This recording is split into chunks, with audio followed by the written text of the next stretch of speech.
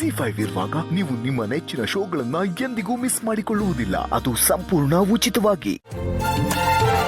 ಶ್ರಾವಣಿ, ಇದೇನಿದು ಬೆಳಗ್ಗೆ ಬೆಳಗ್ಗೆ ಎಲ್ಲಿ ಹೋಗಿದ್ದೆ? ಇವತ್ತು ಫಾದರ್ಸ್ ಡೇ ಅಲ್ವಾ, ಅದಕ್ಕೆ ದೇವಸ್ಥಾನಕ್ಕೆ ಹೋಗಿ ಅಪ್ಪನ ಹೆಸರಲ್ಲಿ ಅರ್ಚನೆ ಮಾಡಿಸ್ಕೊಂಬಂದೆ. ಓಹೋ ಹೋ ಹೋ ಹೋ, ಫಾದರ್ಸ್ ಡೇ ಸ್ಪೆಷಲ್ ಪೂಜೆನಾ?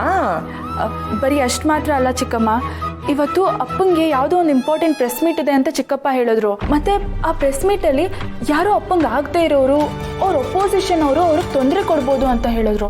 ಅದನ್ನು ಕೇಳಿ ನನಗೆ ರಾತ್ರಿ ಎಲ್ಲ ನಿದ್ದೆ ಬಂದಿಲ್ಲ. ಅದಕ್ಕೆ ಬೆಳಗಿನ ಜಾವನೇ ಹೋಗಿ ಅಪ್ಪನ ಹೆಸರಲ್ಲಿ ಪೂಜೆ ಮಾಡಿಸ್ಕೊಂಡು ಬಂದ್ಬಿಟ್ಟೆ. ಮತ್ತೆ ಇವತ್ತಿನ ಪ್ರೆಸ್ ಮೀಟಲ್ಲಿ ಯಾವ ತೊಂದರೆನೂ ಆಗಲ್ಲ ಅಂತ ಆಯ್ತು. ನಾನು ಆ ದೇವ್ರ ಹತ್ರ ಕೇಳ್ಕೊಂಡಿರೋದು ಅದೇ. ಮತ್ತೆ ಚಿಕ್ಕಮ್ಮ, ದೇವಸ್ಥಾನದಲ್ಲಿ ಅರ್ಚಕರು ಪ್ರಸಾದ ಕೊಡುವಾಗ ಈ ಕುಂಕುಮನ ಜೊತೆಲಿ ಕೊಟ್ರು.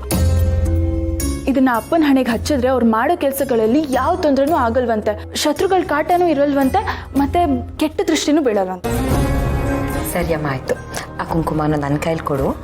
ಭಾವ ಹೊರಡ್ಬೇಕಾರೆ ನಾನೇ ಅವ್ರ ಕೈಲಿ ಕೊಡ್ತೀನಿ. ಚಿಕ್ಕಮ್ಮ, ಆದರೆ ಅರ್ಚಕರು ಇನ್ನೊಂದು ಮಾತು ಹೇಳಿದ್ರು. ಈ ಕುಂಕುಮನ ನಾನೇ ಅಪ್ಪನ ಹಣೆಗೆ ಹಚ್ಬೇಕಂತೆ, ಬೇರೆ ಯಾರ ಕೈಗೂ ಕೊಡಬೇಡ ಅಂತ ಹೇಳಿದ್ರು. ಅದು ಹೇಗಮ್ಮ ಆಗುತ್ತೆ ಶ್ರಾವಣಿ?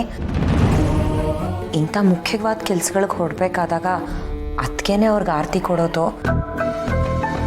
ಅವ್ರ ಆರತಿ ಕೊಡುವಾಗ ನೀನು ಅವ್ರ ಕುಂಕುಮ ಹಚ್ಬಹುದಾ ಅಂತ ಯೋಚನೆ ಮಾಡ್ತಿದ್ದೆ. ಆದರೆ ಅದಕ್ಕೆ ಒಪ್ಕೋಬೇಕಲ್ವೇನಮ್ಮ? ನಾನು ಹೋಗಿ ಅತ್ತೇನು ಕೇಳಿದ್ರೆ ಅವ್ರು ಖಂಡಿತ ಒಪ್ಕೊಳ್ಳಲ್ಲ. ಆದರೆ ನನಗೆ ಬೇರೆ ದಾರಿನೂ ಇಲ್ವಲ್ಲ. ನನ್ನ ಪ್ರಯತ್ನ ನಾನು ಮಾಡ್ತೀನಿ. ಇನ್ನೇನೇ ಇದ್ರೂ ಆ ದೇವರೇ ದಾರಿ ತೋರಿಸ್ಬೇಕು. ಏನು ಮೇಡಮ್, ಇದು ಆಶ್ಚರ್ಯ. ನಾನೇ ನಿಮಗೆ ಫೋನ್ ಮಾಡ್ಬೇಕು ಅನ್ಕೊಂಡಿದ್ದೆ. ಇವತ್ತು ಫಾದರ್ಸ್ ಡೇ ನನಗೆ ಗೊತ್ತು ತಾನೆ? ಗೊತ್ತು. ಬರ್ತಾ ಅಪ್ಪಂಗೆ ವಿಶ್ ಮಾಡೇ ಬಂದಲ್ಲ. ಬರೀ ನೀನೊಬ್ಬ ವಿಶ್ ಮಾಡಿಬಿಟ್ರೆ ಸಾಕಾ? ಅಂದರೆ ನೀವು ಯಜಮಾನ್ರಿಗೆ ವಿಶ್ ಮಾಡಬೇಕಾ? ಅಂಥ ದಿನಾನೂ ಬರುತ್ತೆ ಸುಬ್ಬು. ಆದರೆ ಈಗ ನನ್ನ ಆಸೆ ಅದಲ್ಲ. ಓ, ಇದಾ ವಿಷಯ. ಯಜಮಾನ್ರಿಗೆ ನೀವು ಕುಂಕುಮ ಇಡಲೇಬೇಕು, ಆದರೆ ಅವ್ರ ಎದುರುಗಡೆ ನೀನು ತಿಡಬಾರ್ದು. ಏನು ಮಾಡೋದು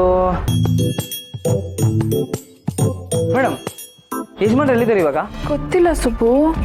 ಮೇಡಮ್, ಹೀಗೆಲ್ಲ ಗೊತ್ತಿಲ್ಲ ಅಂದರೆ ಆಗಲ್ಲ ಮೇಡಮ್.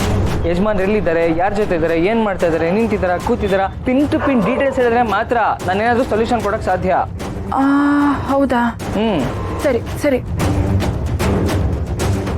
ಸುಬ್ಬು, ಅಪ್ಪ ಕೆಳಗೆ ಇಳಿತಾ ಇದ್ದಾರೆ. ನೀವೇನು ಮಾಡ್ತಿದ್ದೀರಾ?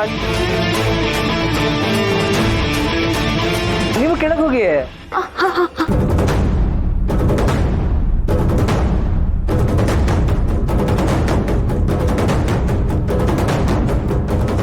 ಅಪ್ಪ ಈಗ ಕನ್ನಡಕ ತೆಗೆದು ಕನ್ನಡಕ ಬರ್ಸ್ಕೊತಾ ಇದ್ದಾರೆ. ದೇವ್ರ ಮನೆ ಹತ್ರ ನಮಸ್ಕಾರ ಮಾಡಿದ್ರು. ಈಗ ಹಾಲ್ ಹತ್ರ ಹೋಗ್ತಾ ಇದ್ದಾರೆ. ಆಯ್ತು. ಸುಬ್ಬು, ಅಪ್ಪಂಗೆ ಯಾರ್ದೋ ಫೋನ್ ಬಂತು. ಈಗ ಅಪ್ಪ ಕೂತ್ಕೊಂಡ್ರು. ನಾನು ಬೆಳಗ್ಗೆಯಿಂದ ಟಿವಿ ನೋಡ್ತಾ ಇದ್ದೀನಿ. ಪ್ರೋಮೋಸ್ ಎಲ್ಲ ಜೋರಾಗಿ ಬರ್ತಾ ಇದೆ. ಎಡಗೈಯಲ್ಲಿ ಫೋನ್ ಇದೆ, ಬಲಗೈಯಲ್ಲಿ ಕನ್ನಡಕ ಇದೆ.